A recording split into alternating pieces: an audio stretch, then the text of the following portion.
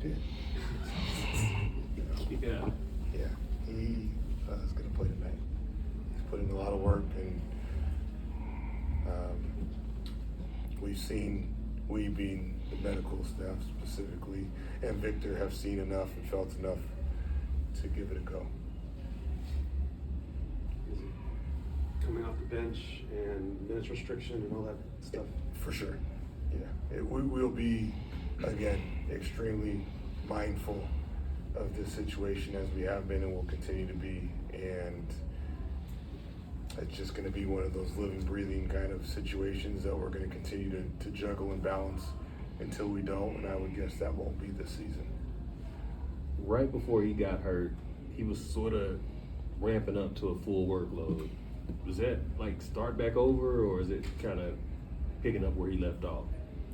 You know, I think he obviously was out for an extended amount of time, longer than this time.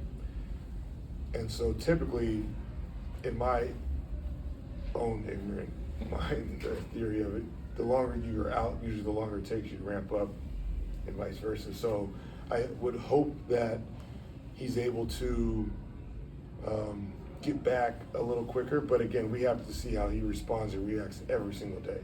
That will be the biggest indicator of what next looks like. But I do think he's gotten back quickly, obviously, and it's going to be as much of his fitness level and fatigue level at times with the mindfulness rather than the totality of the minutes. I'm expecting him to be tired in 2 minutes of game time tonight. And so at that stage, it would not be wise to have him try to push through. And so that's where we just have to, as a staff, and particularly me managing the game at times, keep him from himself and continue to grow and push the envelope in terms of, you know, incrementally growing in the area of minutes or workload, but there's nothing that we're willing to risk long term or big picture with that guy, as we've said many times. I promise I would have asked this even if he was still out tonight, but I've just been wondering, does that 65 game threshold complicate things or factor in any sort of way? You know, I think there's a lot of variables that are in the mix, right? That's one of them. So I don't know what the word is. I think it's real. I think Victor being 21 is real. I think this team being at the early part of the journey is real. I think the success that we've had, whether it was expected or not, is real. So yes, you know, what is the priority of all that and this and that? I do know his long-term health and, you know, making sure we keep that kid from himself in terms of his competitiveness, and we want him to be healthy for years, not for trying to win the next couple games or whatever it may be. I do know that. All the other stuff, I think it's real. I don't know where it all falls. I think that's why we continuously have these conversations and we don't put anything in stone.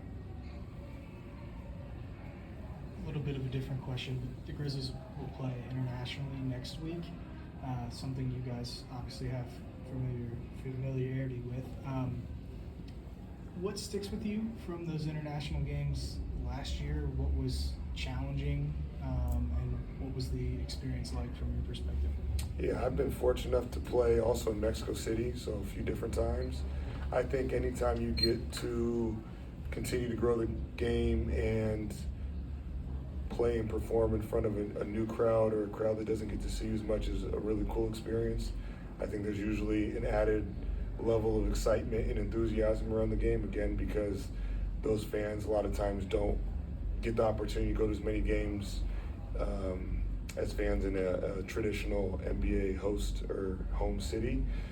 The difficulty obviously is we are creatures of habit. We have routines, we have schedules, not as regimented as the military, but pretty drawn out in terms of when you're supposed to go to bed, eat, work out, recover, et cetera, so it upsets that.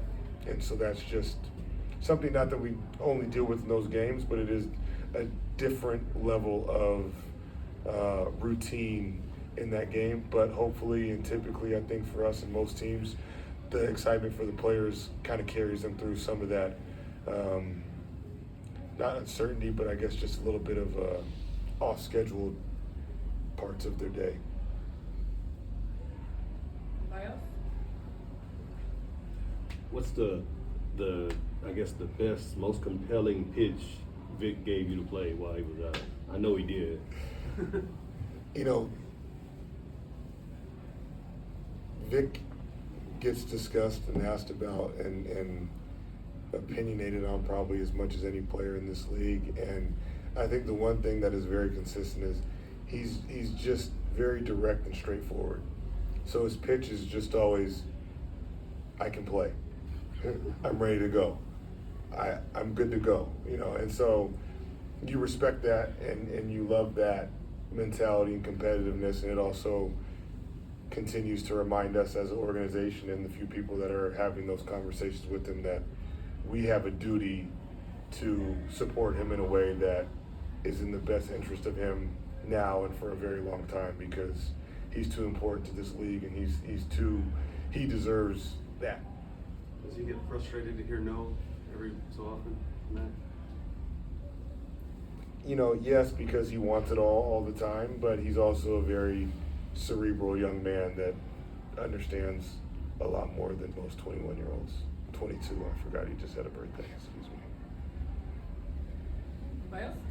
Appreciate you Coach. coming.